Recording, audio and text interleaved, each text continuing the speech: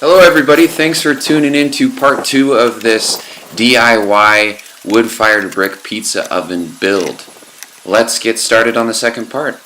As you can see, I am going ahead and moving on to the third arch that I'll be building, but I am not building the arch that is directly adjacent to the first two arches. I'm moving on to the fourth arch, and the reason being is that I need to have the support of the fourth arch to build the chimney, and you'll see more of what I'm talking about later on in this video.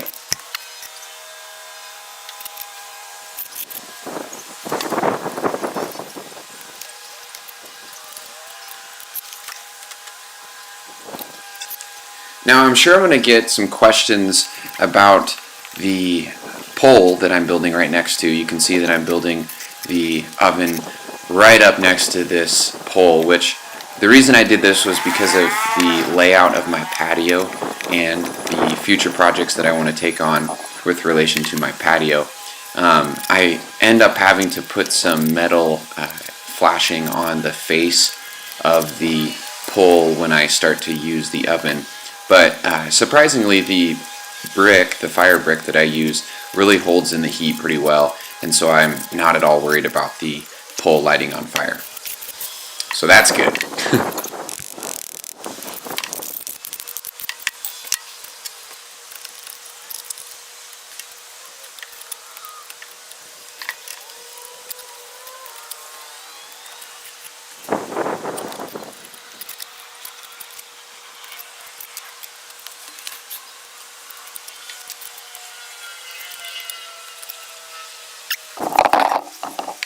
If you haven't checked out part 1 of this build, make sure you check that out and get caught up with how I built the first two arches and some tips that I give with how I lay this heat-resistant mortar on the bricks as I build up the arches. Like I said in the first video, I'm using just a small trowel, a brick like cement trowel, to apply the cement mortar. And as I apply it to the bricks, I make sure to do a larger chunk of the mortar on one side of the brick, the side of the brick that is facing out on the outside of the arches, and then a smaller amount of mortar on the inside so that it kind of pushes the brick into the arch and makes it angle over, and so that the overall shape of the arch is nice and round.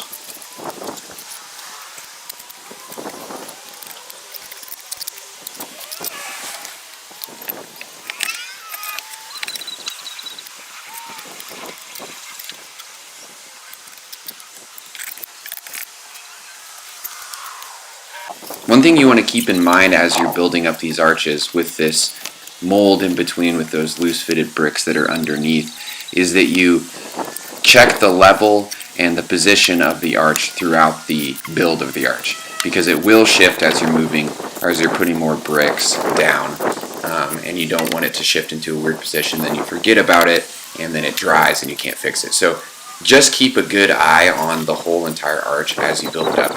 And like I'm doing right here, you might have to move to the other side of the arch and to begin to build that side up before you finish half of the other arch, or the other half of the arch. And the reason being is that so you have some bricks that are on the opposite side to support the mold and keep the mold from sliding over.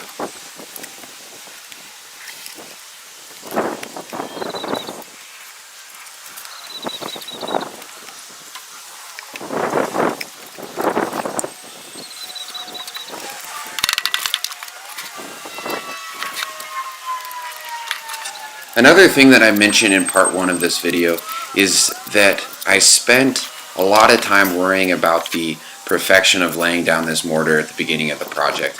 Every brick that I laid down, I felt like I had to smooth it out so it looked really nice and that the mortar looked nice on the outside of the bricks and that it was perfect. But I quickly realized that one, that this was taking a ton of my time, and two, I was going to be covering up the whole entire outside of this section of the oven. So I would recommend to you, don't worry so much about making it look pretty. You can kind of tell too that in these parts of, or these later arches, I've kind of dropped all need to try to make this look nice because, like I said, it's going to be covered up.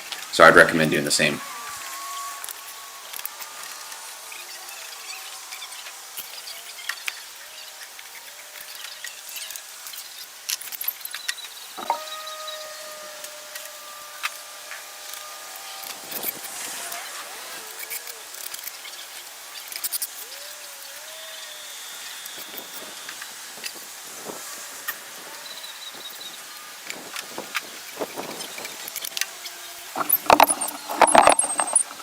Each of these arches would take me between 1 and 2 hours to complete, which is a good amount of time for one section of the oven. So you know, if you add up all the time that it takes to build each of the arches, as well as the base, as well as the back part of the oven, and then as well as the outside, it takes a lot of time. So this build overall took me about a month and a half to complete, and that's with me working a full-time job, and so I can't work on it all the time, so it'd be my evening work. So when I would complete one of these arches, it was so satisfying. I was so stoked to be able to finish one of these arches and be that much closer to having the oven completed. It takes a lot of time, but I think in the end it was definitely worth it.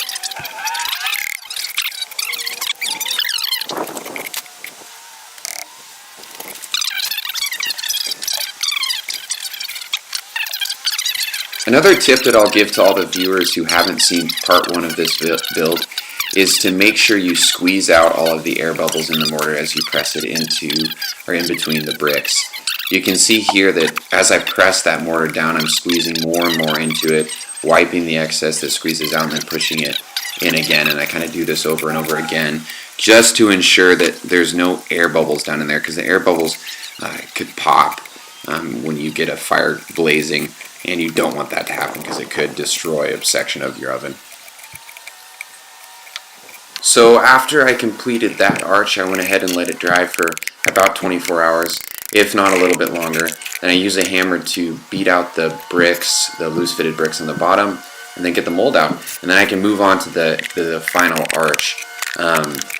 And the reason that I waited, and I kind of mentioned this before, but the reason that I waited to do this middle arch, or the third arch in, is because of the chimney. And I needed to have the support of an arch on each side of this arch so that I could only build up this arch to the top and then leave a brick out of the middle so that they could serve as the chimney of the oven. And you'll see a little bit more about what I'm referring to later on in the video, but I would recommend doing the same thing. Don't try to build this arch by itself. It would be a whole lot harder to do without the support of that fourth arch.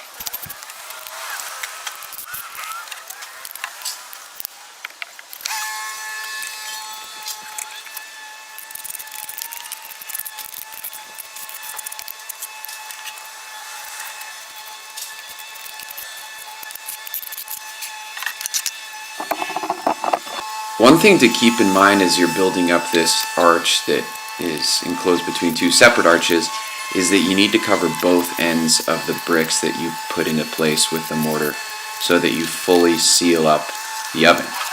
The whole physics behind this build, and the reason that the chimney is at the front side of the oven, is the airflow.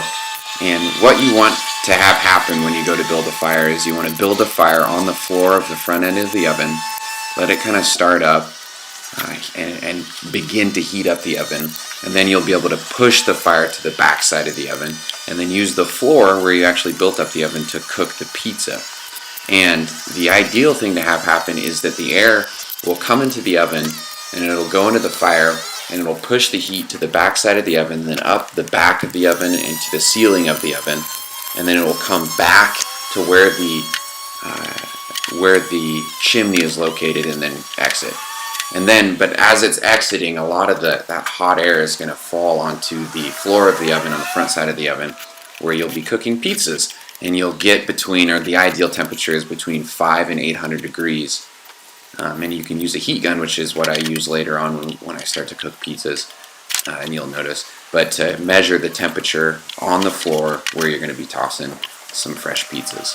So hopefully, or at least at this point, I was really hoping that this would all work out.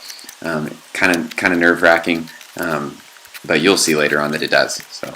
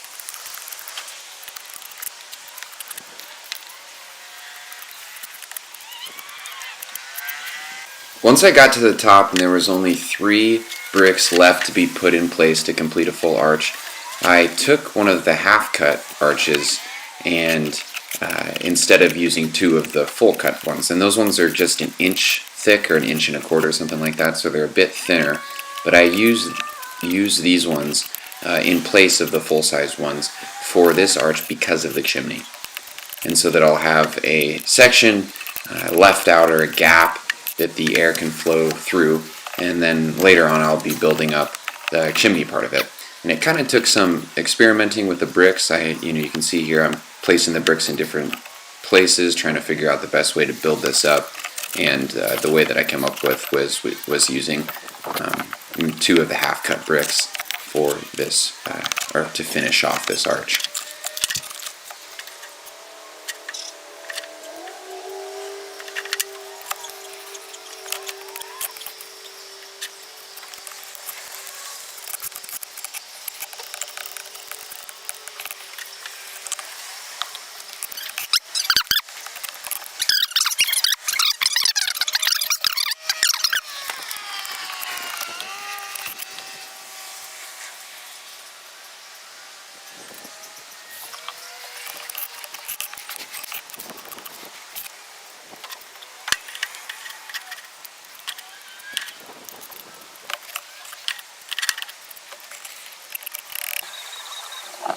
Before I began the actual construction of the chimney, I had to experiment with the bricks to figure out the best placement of them to build up this chimney, and then I started mortaring them up.